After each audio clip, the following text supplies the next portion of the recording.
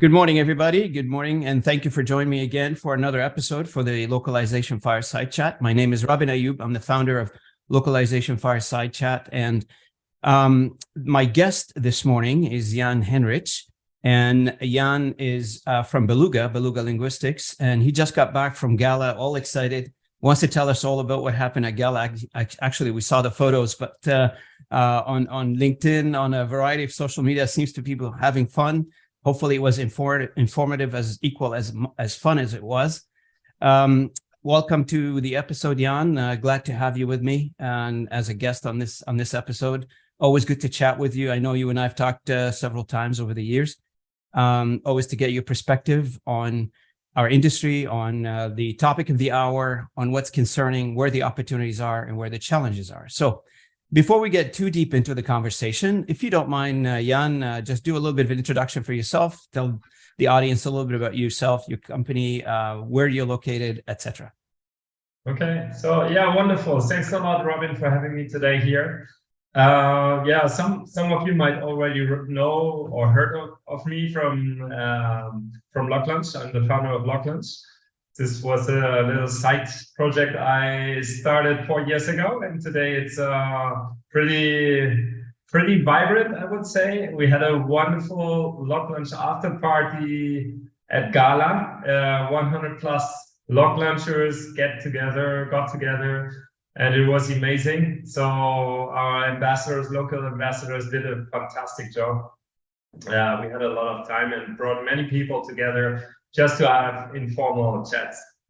So apart from this little side project, I'm the CEO and founder of Beluga, which is a translation company. We're specialized in software localization, and started in 2004 my journey in the industry by accident, I would say. My brother started a social network.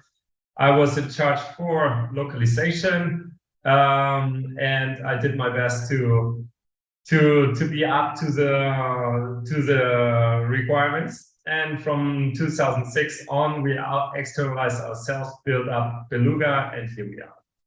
So where is Beluga located, and how big is Beluga in terms of either however you want to measure that? So now I know in our industry when you ask that question is a bit tricky, but for you, how do you measure that, and where are you located? I know you just that's no problem. So the first question, where are we located, is a little bit more tricky, I think, because we founded the company in Madrid because my wife is from Madrid. I'm German. I'm from Hamburg, but the weather conditions just are clearly better in Madrid than in Hamburg. So it was an easy sell for her to bring me to Madrid. We started the business there.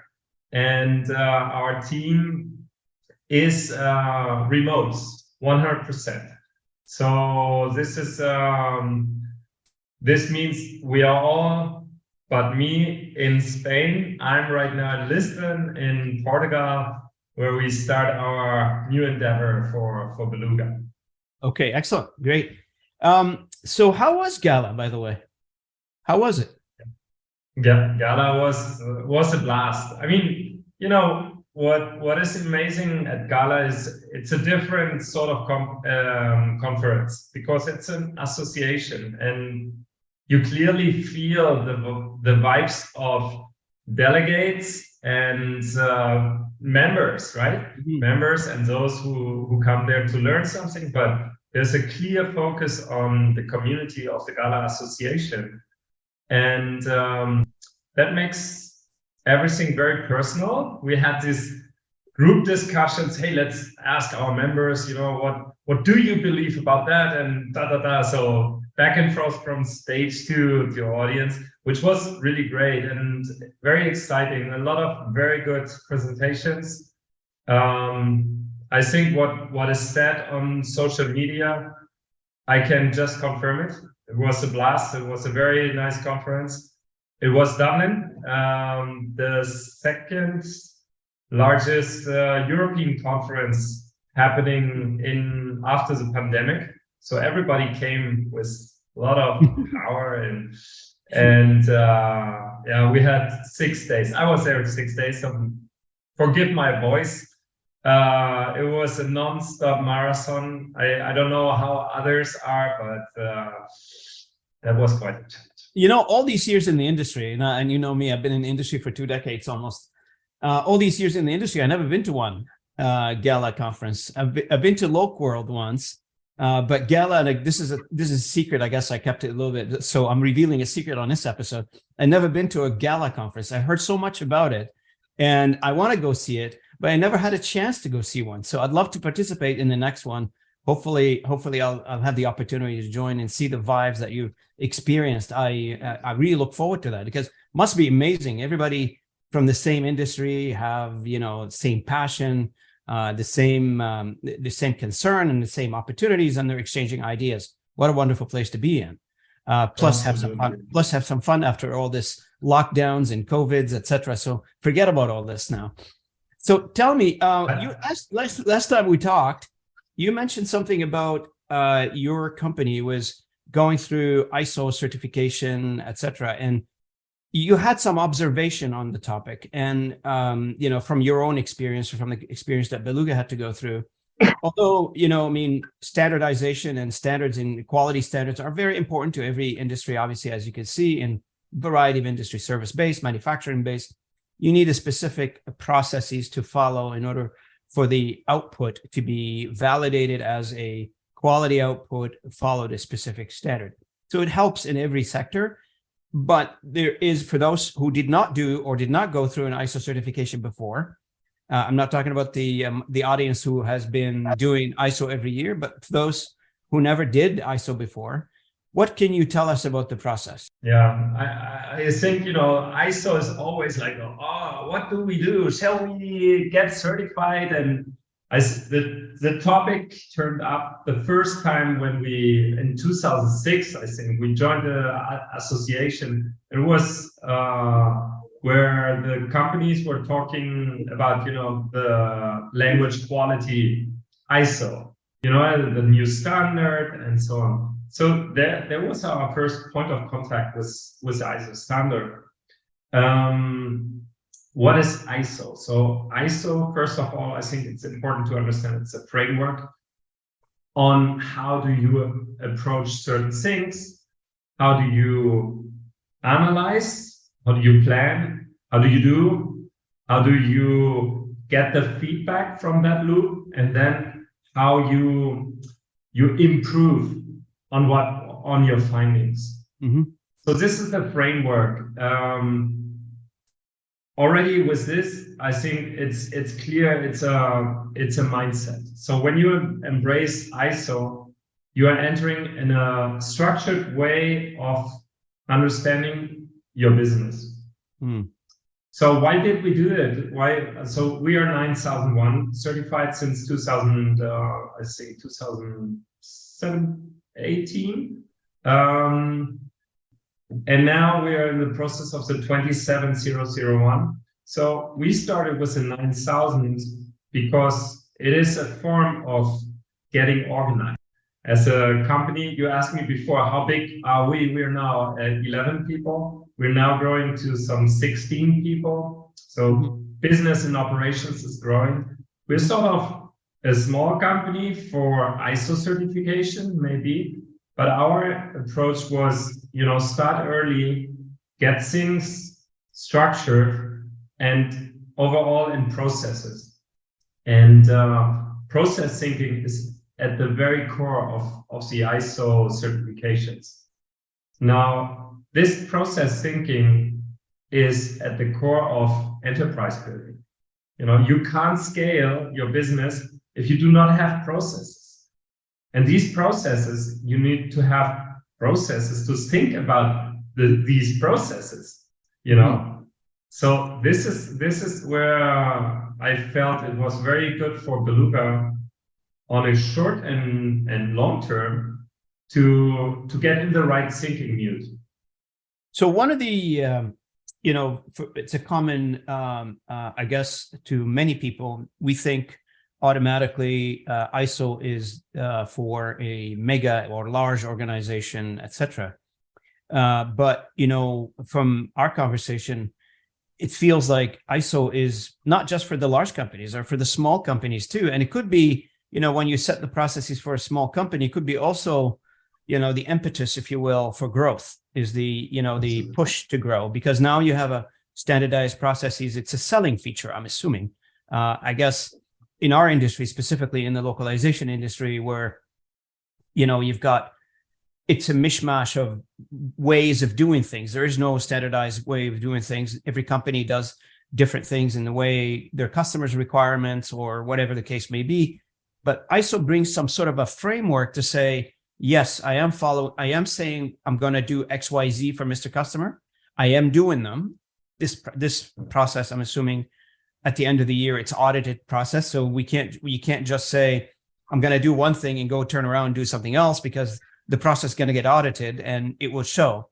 And I love the fact in every process, they emphasize the feedback loop that you get back on projects, from customers, from internal, etc., and the improvement process. So it's continuous improvement, and that evolution, sets the foundation for any small company or large company, whatever size it is, to get to the next level, to continue moving forward. As you know, in business, if you're not moving forward, you're going backward, and nobody wants to go backward. So absolutely, yeah, you name it. The feedback loop is so super important, because it feels like, okay, the audit is coming, right?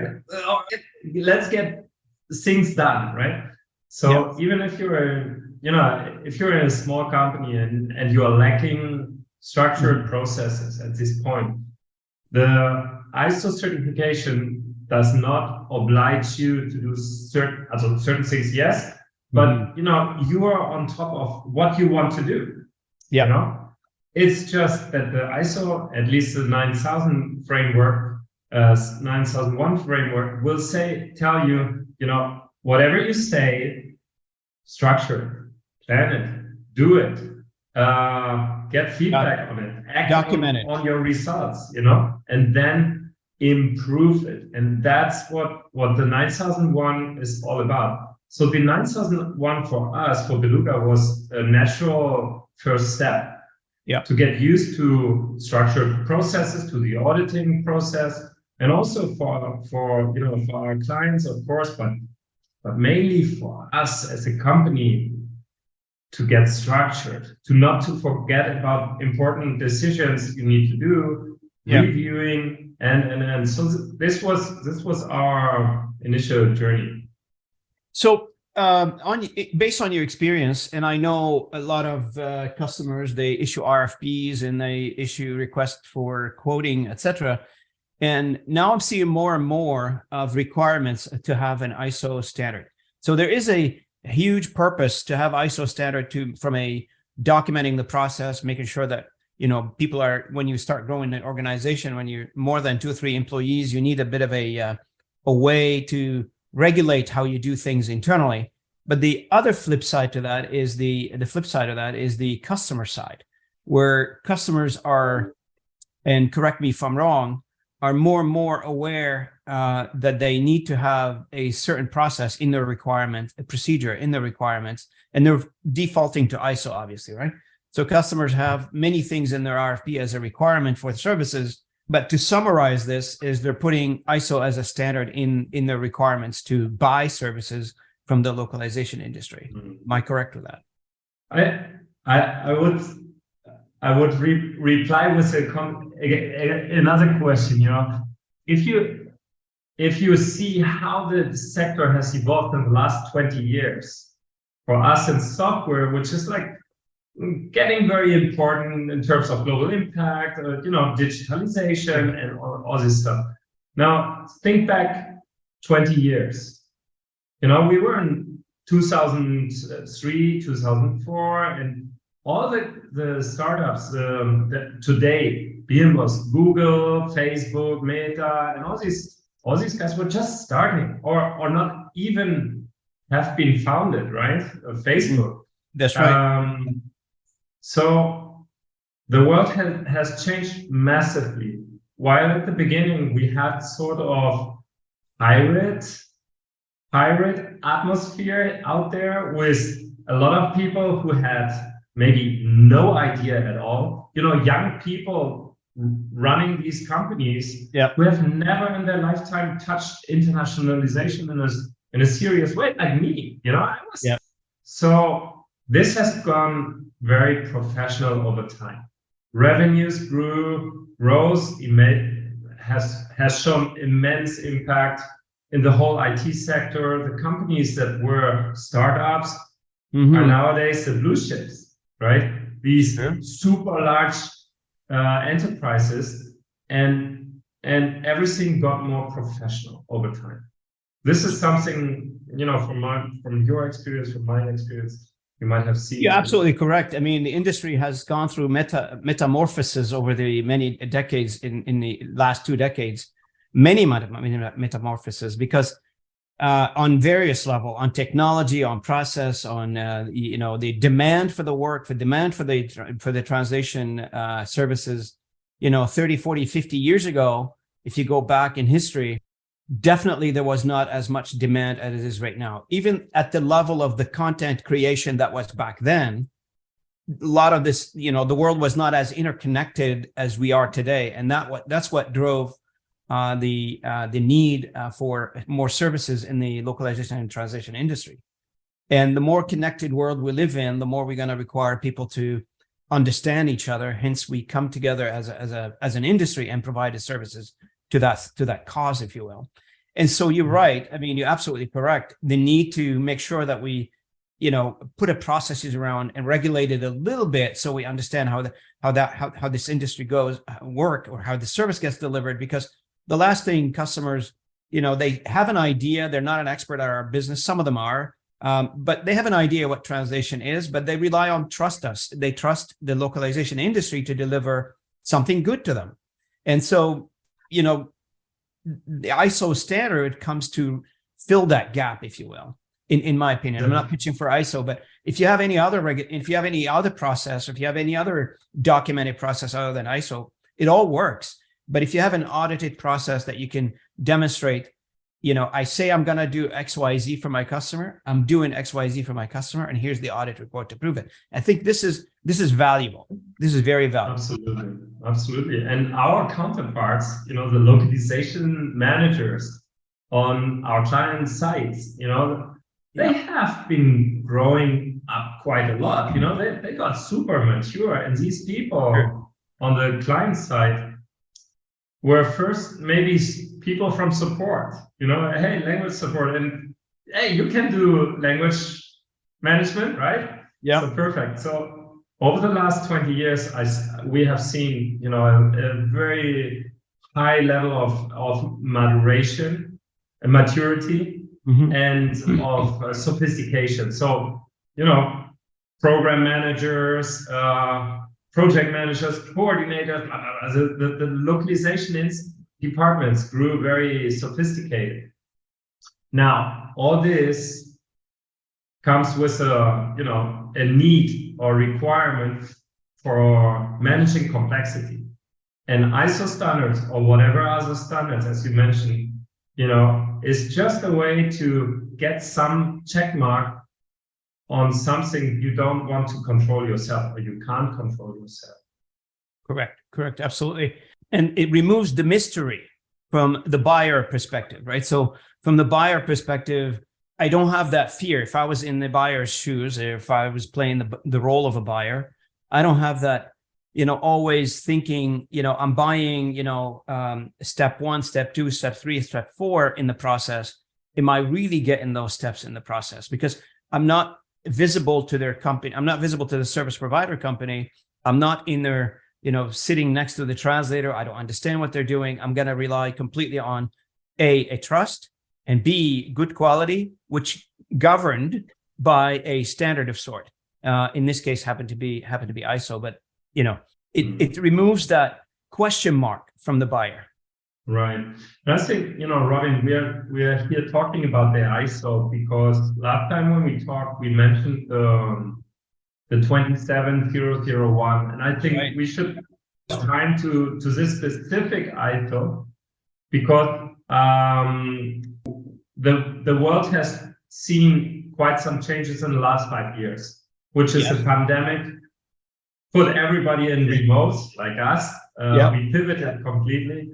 It work from home came in there. We had many of the companies out there have really embraced digitalization. So that means, all the systems, all the SaaS services, and an explosion of B2B SaaS services. Yep. And then we have the Ukraine war, cyber attacks. What is cyber warfare? What is, cyber attacks for corporates? How can we mitigate the risks? And this risk assessment is a 27001. So 27001, you bring a very good point. And I was going to dive a little deeper into 27001, especially now with the world that we live in. From for those who are not familiar with 27001, is a info security pretty much a standard. This standard, it talks about how are you set up from an IT perspective, how are you set up from an information security perspective. Do you have all the checkboxes in place?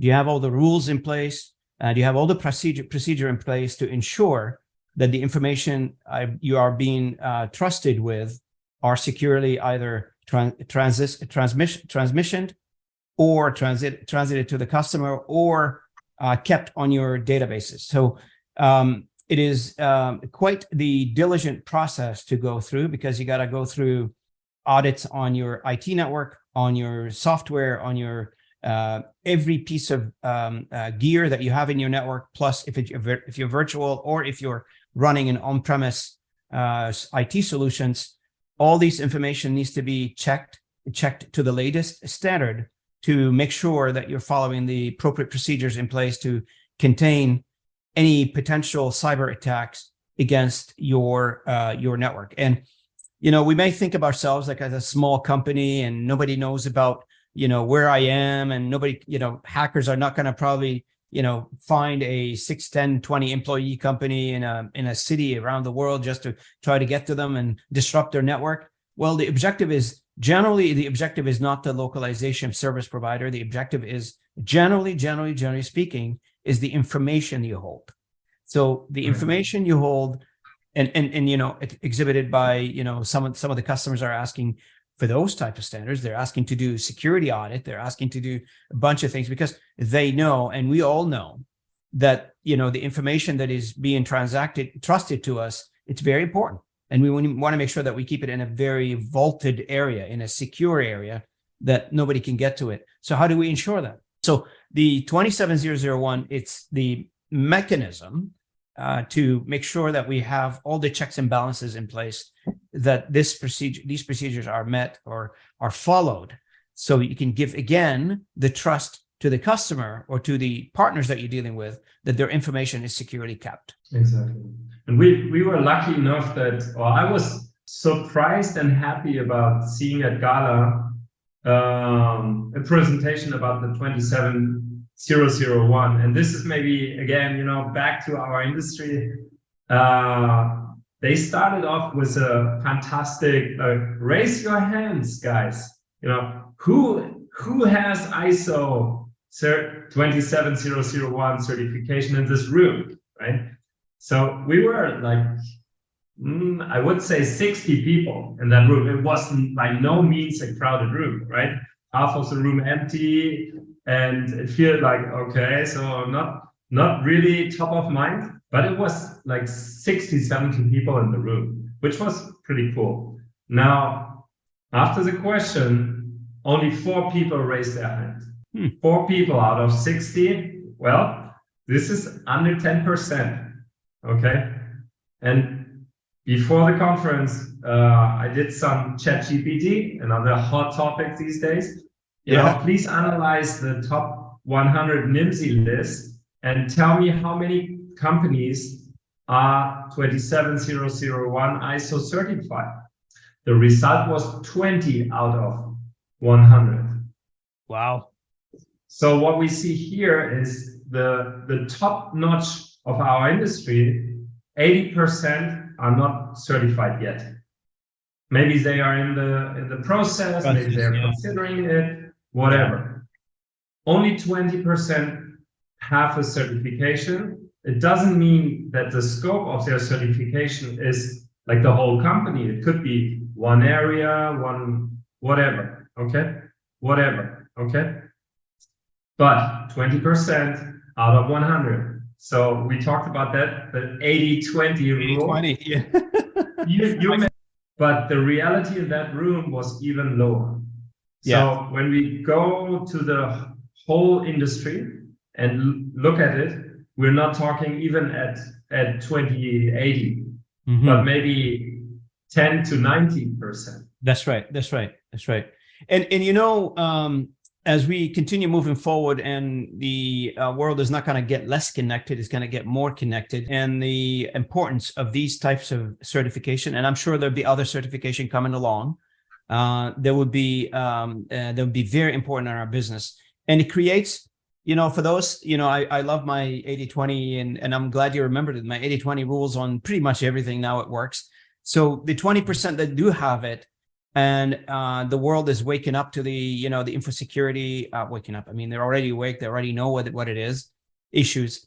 They are demanding 27001. So for those who have it, it is quite the differentiator, competitive advantage. And let's face it, we love each other as an industry, and we bond together as an industry. But at the same time, sometimes companies compete against the same business, right? So we go after the same opportunities in some cases, and you got to create yourself some sort of a differentiator, trust, security, value, and this is what this is providing, really. Right. As these part of the data security framework, information security framework, definitely comes from IT. The CTOs of these worlds, this is top of mind right now. So CEO, CTO, most of the companies out there, I mean, Fortune 500 and, all the software industry, they need to comply with these standards. Why? Because the top companies in the world are certified. Now, their MSAs, the contract work, the legal contract work, we need to sign. And this is how I came to the ISO certification, because I had no clue.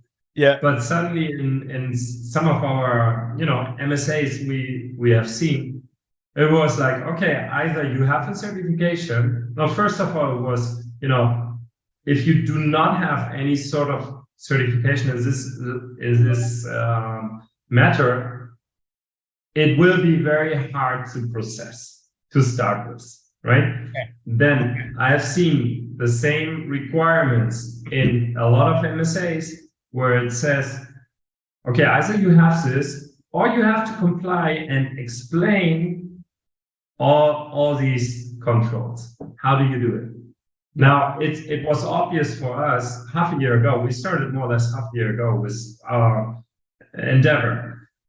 It was obvious that, going one by one, again and again, through all this checkmark, that doesn't make sense. Yeah. As a business, it's a huge amount of time, energy, and, if you have a certification body that says, you are okay with all this, it's so hugely more effective for the buyer side to decide, okay, check mark, go for it. Show me some samples that I can prove that everything is good, but that's it. So that's why we embrace the standard. Yeah.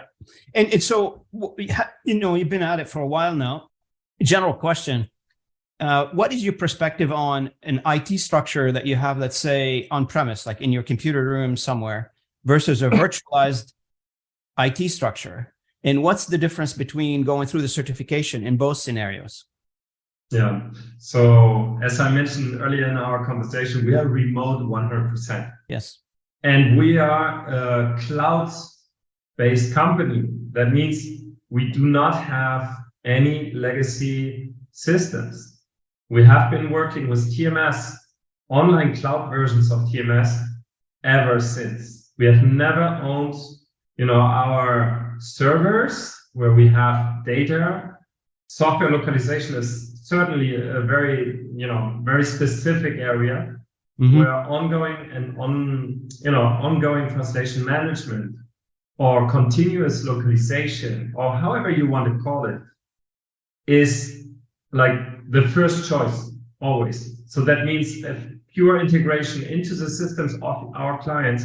They are connected to a TMS, a platform where we where we bring our human resource on top and where we manage the processes. So this is the basic idea that a world, and this is also true for the challenges we encountered with the 27, that the world before was all firewalls, server center, data centers, firewalls and routers, switches, all this stuff, right?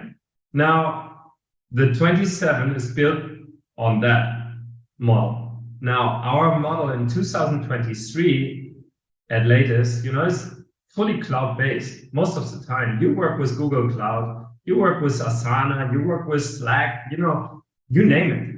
In sales, HubSpot, Salesforce, blah, blah, blah. If you have on-premise instances, it's good, but the cons are so big. You're not getting updated. You have to have an internal system. You need to focus time and resources on managing information.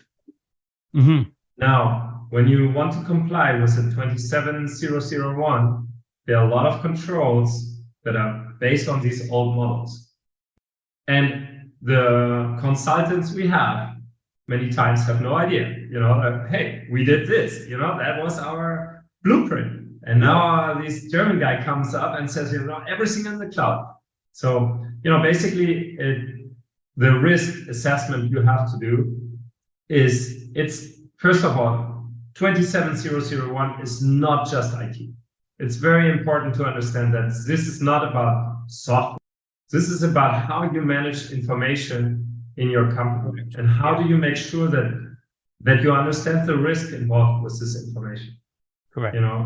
And that is where we have been on a very interesting journey for some time now, and hopefully certify in 2 months or one and a half months. We have our audit, and to get the cloud into the framework. That is the big challenge. So what, this brings the topic of, we are living in a 27001, let's say supplier, vendor, those kinds of arrangements. Have you had I don't know if you had the discussion or not, but have you explored requiring your vendors to be 27001? So you mentioned that your software is cloud-based. So I'm assuming your vendor now needs to be, if they're not, maybe they are, to be 27001 to be compliant with the entire loop, if you will, of software users, that kind of thing. Yeah, that is the silver bullet. Yeah, that's right. You need to understand, where's the scope and how are our relations with our clients. Yeah. Who's responsible for what? Because the TMS, comes with the client. The client says, hey, Linebridge, Beluga, whoever, this is the TMS we have chosen, and please work on this tool, right? That's right. Now, who accesses these tools are freelancer. We have under contract subcontractors of us. Now, but who controls the software is the client or is the TMS, and who is responsible to all the logs, all this stuff. This is where Gala triggered a few very interesting conversations again. Yeah. Where I think, Robin, we need to talk about this. And this is so helpful that this podcast gives maybe a first initial brief about that. Absolutely. But we need a discussion about who's really responsible, how do we comply as an industry with this, and can we expect a translator, to comply with all these 190 controls, which is just completely nuts. So this is something we need to figure out, I think.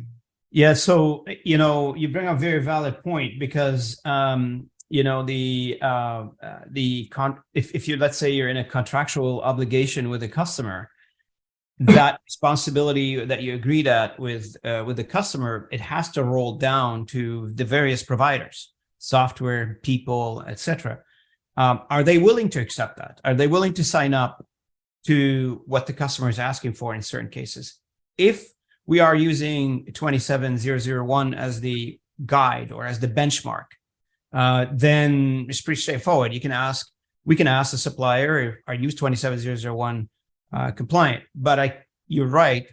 I'm not expecting every freelancer in our industry to be 27001 on their end, unless you want to bring them to your environment, and in your environment, they become inherently 27001 through remote login or any of those arrangements, I guess. You name it. So it's we are in a supply chain. What we have seen is it's easy to ask for, hey, 27, go for it.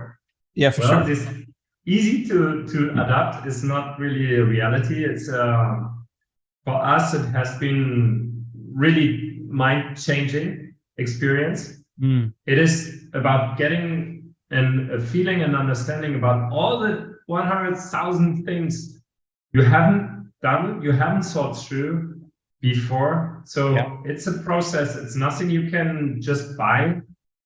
It's nothing you can just, get somebody and, hey, sign me the certification. You need to go through this process. Yeah. And the whole organization goes through this process. And I'm assuming, like in a small company such as yourself, I mean, you don't have a dedicated a department that handles that. Maybe it defaults back to you to do the work with another help.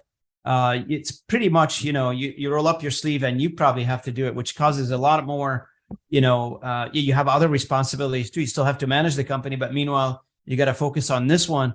It's a challenge. It's a very big challenge. So yes, unfortunately, I have somebody helping me. Good. IT at Beluga exists. Excellent. We are growing, so we need to build up business and consolidate our operations.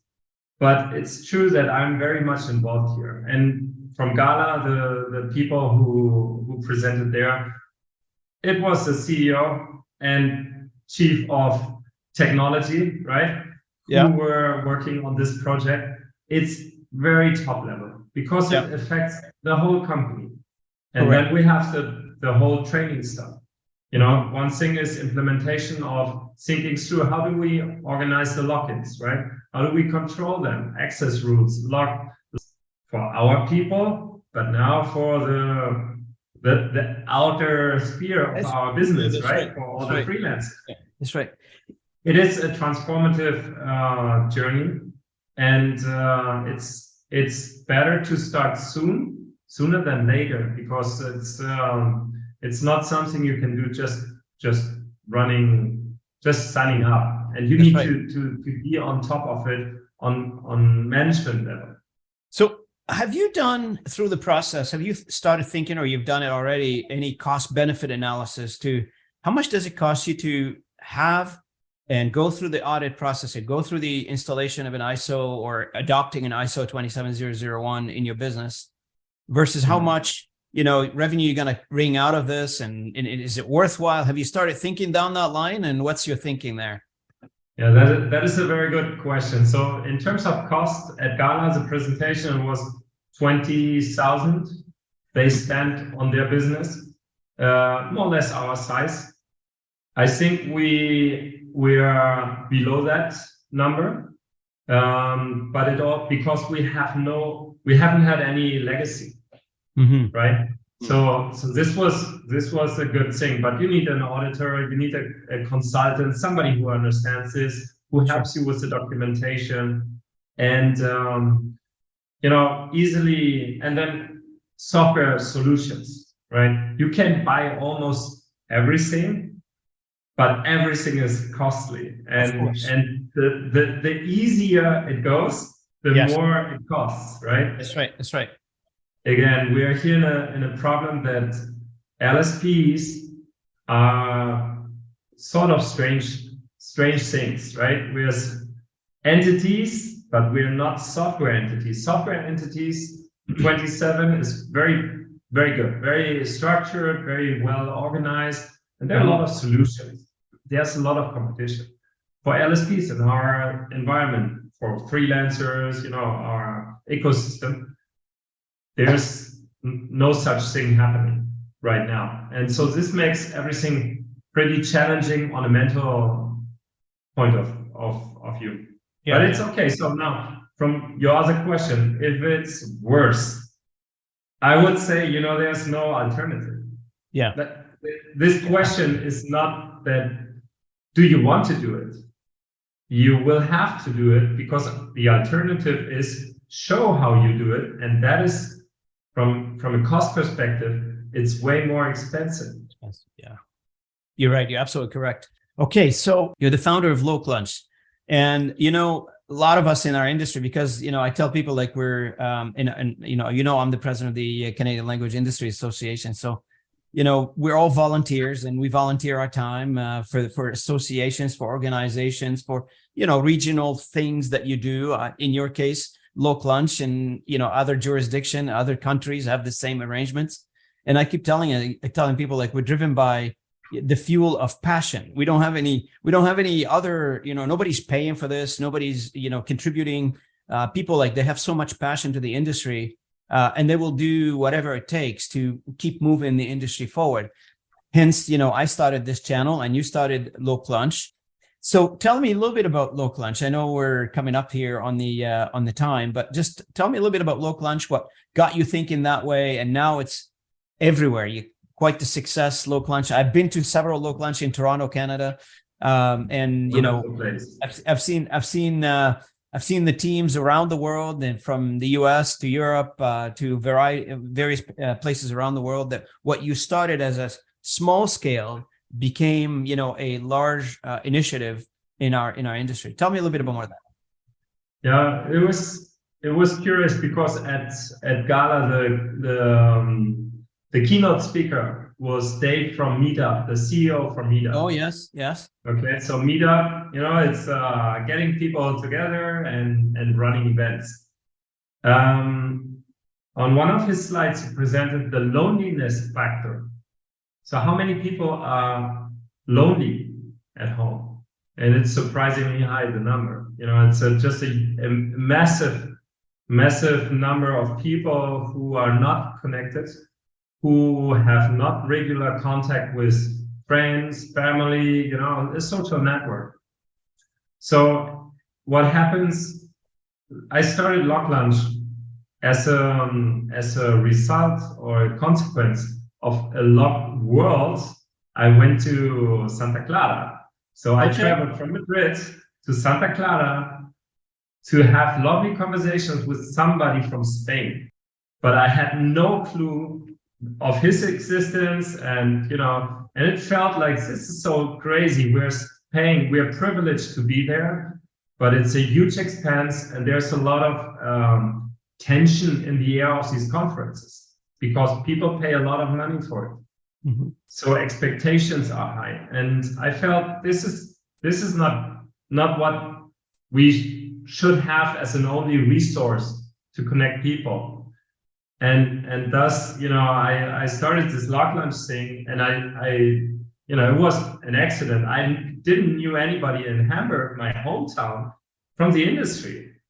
So this was like, because I moved out before, and it was this first meeting where we brought together a TMS guy, Wolfram from Phrase, Tolingo, CEO, then a translator and myself, and we just had a great conversation on a round table. We didn't knew each other before.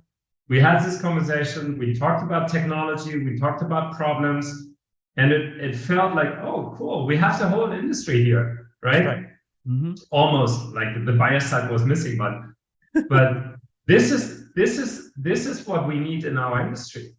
That we have a mutual understanding of what's happening.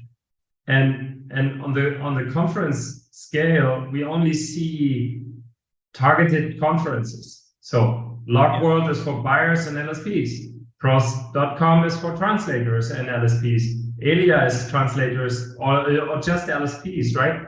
So, you know, we need to bring together this stuff, and it should be at the lowest cost possible. And that was LocLunch, and it scaled so good, and people flocked in so much because I think, you know, it's just simple.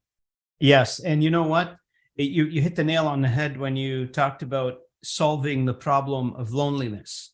Our industry, and this got nothing to do with COVID, but COVID, you know, multiplied the problems for us as an industry because we were isolated. But our industry by nature, if you think of the translator's job, they're not working with, you know, many other people around them. They're just focusing on what they're doing, and they're doing it as a foundation of our industry. Obviously, we have project manager, desktop publishers. There's many other now involved in our industry, but the foundation of our industry was the linguist. And the linguist, by nature, by the nature of their job, is you know, you have to focus on what you're doing. You have to translate. You have to, you know, up till now, it's still, you know, manual exercise with the aid technology, but you're still doing the job on your own. There's nobody assisting you. You're not sitting at a round table. You're not calling meetings. You know, you're not doing architectural engineering, and you need, you know, several opinions on a diagram or on a structure.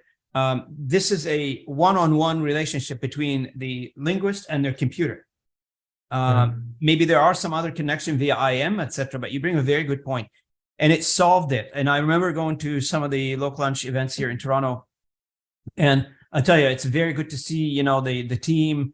Good to meet people, new people that they're coming to the industry, or people that they've come into LocLunch with some sort of a problem or a concern. And once you talk about it, it sounds like you either solve it, or just the fact that you've talked about it. If you couldn't solve it, if you just talked about it, it sounded like, you know, a bunch of people getting together. They have the same common understanding, same goal, same industry, and trying to help each other, which is absolutely phenomenal. And I've been to one in Montreal where I couldn't believe it. The entire restaurant was reserved. I can't remember how many people were in. Normally I go to these things like, you know, like 5 to 10 people. That LocLunch in Montreal had over 30. And I just wow. It was pretty cool. Amazing. Of course, Montreal is almost qualifying for a mega LocLunch. It's crazy. You know, but a good job, good initiative. Thanks a lot. Yeah, I mean, you know, the network is decentralized. So this is very important. It is not like women in localization. Okay. And if you let me, I would love to just name the core principles, our code of conduct. It's very important that people understand what is LocLunch and what is not. So LocLunch is a social gathering. It's a safe place. What we want to create is a safe place. So the ambassadors are the host of these safe places, and they must fulfill the code of conduct, which is no pitch, no promotion, and no presentations. You know, so by these 3 Ps, you already understand that this is not the place to push for sales nor for nothing. It's a place where you, Robin, you said, you know, you have never been to Gala, or once, right? Once or? I went once to LocWorld. I've never been to Gala. To LocWorld. You know, the reasons might be plentiful. You know, might be because there's no permission, there's no funding, there's no, you know, personal time for doing this kind of traveling. LocLunch is a monthly meeting, and the frequency is, of course, it depends on the voluntary work of the ambassador. Yeah. But it should be once a month. So it gets out all the pressure. It has no cost but your own meal. So nobody sponsors anything. There's no dependencies involved. True. So if you go to LocLunch, you do not have to say thank you to anybody. Mm-hmm. You know, you say thank you to the host. That's right. If it was a great gathering, because he organized it, he spent his time calling out, bringing people together, and enabling this platform of trust, what we are building here. So that is the core of LocLunch. And it's not to promote any commercial interest. It's just a platform for exchange of ideas. And you know what? It's an outlet. And that's what I really like about LocLunch. It's an outlet of people being themselves without the pressure of any other adjacent topic or adjacent worry or adjacent, issues that they might need to deal with. Get to know the people in the industry. And you know what? Our industry, I'm speaking this in a very general way, I guess, not specific to a company, but in general, our industry is not big on promotion, marketing, putting ads on billboards. We don't do that. We're industry that's normally, shy a little bit. So, we're not, if you compare us to like the automotive industry, to the healthcare industry, to any other industries out there, we're sort of like, we promote ourselves within the industry, and we do the odd promotion outside, social media, etc. But you're not going to see ads on television. You're not going to see, I haven't seen any unless somebody proves me wrong after this episode. Super Bowl. I'm not going to see a Super Bowl, big commercial for one of our companies in the industry. Less likely. And again, having an outlet where people can express their views, as you said, no sales pitches, no commercial reason, nothing. And people may choose to present whatever topic is on their mind, as long as nobody's pressuring anybody. Yeah. So the thing is, if you're working for on a buyer side in a language department, your chances to go to LocWorld are what? 10%, maybe? Maybe. Depending on your visibility and so on. Right. But normally these companies just do not let you go. Yeah. So basically you're completely alone. So you can go to webinars and all this stuff, but webinars are a few to many communication. Few to many. So we have always we know who are the public faces in our industry, and we know their opinions, and there are plenty of outlets for that. Sure. Now, LocLunch, and our aim of LocLunch is to get many conversations going. Correct. And it's really about, what has the individual to say, what is in their mind, what are their reflections. It's not about what I like to say, Koryphäen. In Germany, you say Koryphäen, which is like the experts. That's right. Expert telling creates a lot of silent people. That's right. And this is not good for mental health. So if you are on the expert level, your ego is constantly challenged to be more visible, more of everything, right? Yeah. You got to learn to tone it down. Yeah, and if you're on the other side of the boat, you're on the silent side, then you feel like diminished. You feel small because nobody asked you to be on such a great podcast like yours. Nobody asked you to your opinion. You have no voice. Sure. And I think this is something not only in our industry but in general, our societies, especially the Western ones, are very like expert driven, and let's look up to the leader guy, and so we gotta bring people out of their shells, bring them out of their loneliness, if they are lonely, if they're not, if they just want to express their views, etc. And you bring up a very good point. And the reason I started this channel is to give voice for people who do not necessarily, are being asked to speak, or they're being asked to put their word out there, right? So just getting started a few weeks in. However, that's the plan, is to, get a conversation with the linguist, get a conversation with project managers, get conversation with the variety of entities that forms our industry, and try to get them out to speak a little bit about their experiences and and not necessarily talk like expertise about specifics around the industry. Just how do you do it as an individual working, let's say, freelancer or from home or remotely somewhere? How are you feeling? How are you doing today?